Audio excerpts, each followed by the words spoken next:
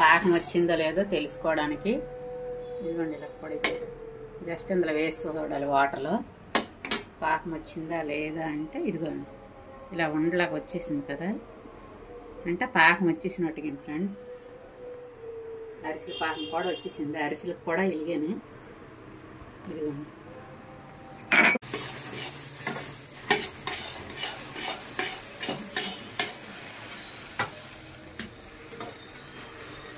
ఇలా మొరేలు వేసుకుంటూ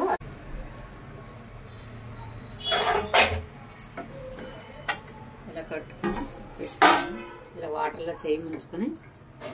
25 అయ్యాయి మొరేలు ఇదిగోండి మా బాబు కూడా పెడుతున్నాను కరకరలాడుతూ క్రంచీగా చాలా బాగా వచ్చాయండి ఇవి ఎలాగున్నాయి కామెంట్ చేయండి ఓకే ఫ్రెండ్స్ బాయ్